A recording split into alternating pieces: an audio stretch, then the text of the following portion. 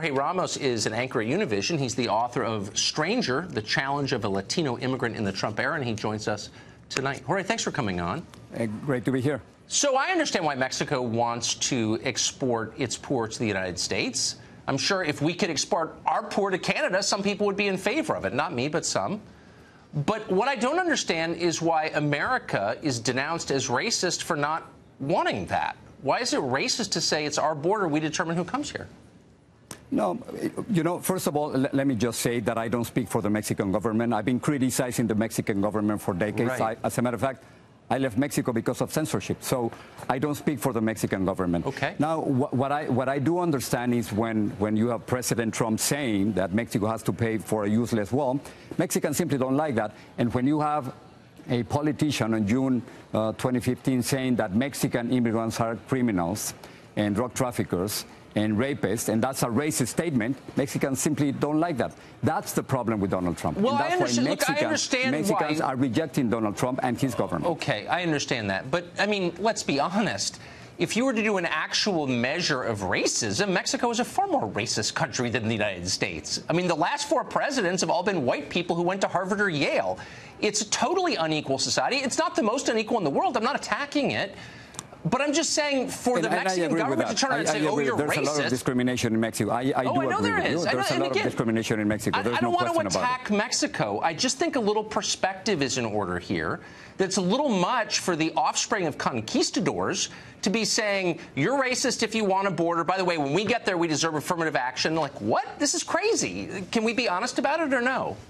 I think we can be honest about it. And yet there's discrimination here in the United States, and there's also discrimination in Mexico. Absolutely. Now, the United States does have the right to a border, a secure border. I have absolutely no problem with that. But I don't think that bringing the military to the border is the right solution. I think it's going to be a monumental waste of time and resources, the same as building this useless wall between both countries. I think what we really need is a legal system, a legal immigration system that works, and it isn't working right now.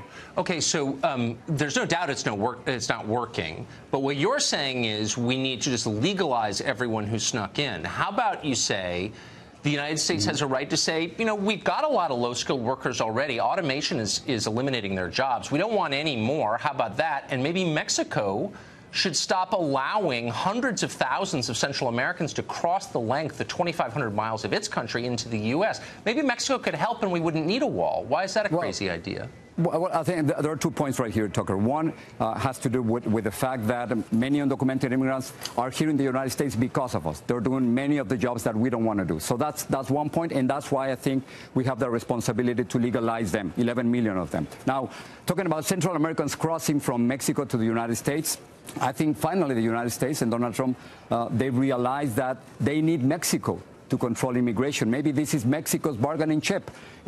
I think after President Trump said that Mexican immigrants were criminals and rapists, and after threatening to end NAFTA, and after trying to make Mexico pay for the wall, now he has realized that after all the attacks and insults, now he needs Mexico, and that's a reality. But wait a second. I mean, without illegal aliens in the United States, Mexico would collapse. As I said, remittances are the single largest source of hard currency in Mexico. And so can we just be yet more that probably not more than fentanyl or cocaine? That's probably number 1, but we don't have the exact numbers on that. But why can't we be honest and say Mexico wouldn't exist without sending its poor here, and we should call on them to do something to control the border, and if they don't, why wouldn't we build a wall? I don't understand. Where's their obligation in this? You don't mention I wouldn't say Mexico wouldn't exist. As a matter of fact, Mexico existed before the United States. So that's a completely different story. And then remittances are incredibly important to the Mexican economy, but also you have to remember that there are many other resources. Tourism and oil are incredibly important. So yeah, I agree. It is not that Mexico would not exist.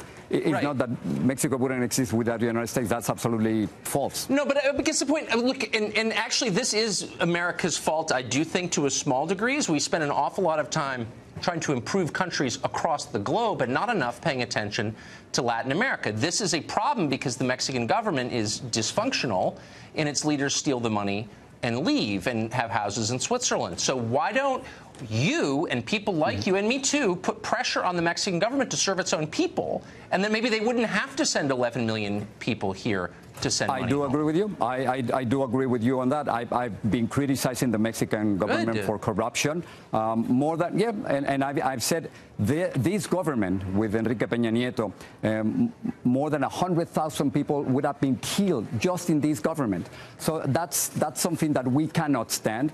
And what I'm noticing right now is by having Donald Trump criticizing Mexico and Mexicans, now it seems that he's helping the most anti-Trump candidate to go ahead in the next elections that we're going to have on July the 1st.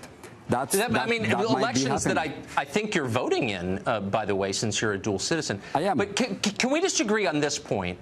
Sure. That a country that exterminated its black population, that is run exclusively by white people, that had a caste system based on blood until pretty recently, probably shouldn't be calling us racist. Can we let's take that out of the equation. This is an economic argument about who benefits from migration. It's not really about race. I don't think so. No, Tucker. Oh. I think we should criticize both countries. If there's discrimination in Mexico, and there's a lot of discrimination, we have to say that. But when we have a president like President Trump, who's made racist statements, who clearly wants to make America white again by bringing. Come on. This is look. When he said when he said that he wants to bring immigrants from Norway and not from Haiti and from Africa, don't you think that's a racist statement from the White House? Literally, so something we have to like criticize that. 85% of our immigrants are non-white. It's not a question of white or non-white. It's a question of whether Mexico gets to use the United States as its welfare system. By the way, there were two black Mexicans just deported from Mexico because they were black to countries they'd never been to. That's what it's like to be African-American in Mexico. Good luck with that. So let's just stop with the race stuff. There's a lot of racism in Mexico. There's a lot of racism in Mexico. But immigration is simply a matter of supply and demand. And we have to understand it's an economic phenomenon, I agree. I totally agree with that. So let's drop the moral cudgel of race so we can have a rational adult conversation about this rather than muddying it with this college student nonsense about identity politics. That would be my hope. Thank you very much, Jorge. I appreciate your coming on. Thank you, Tucker.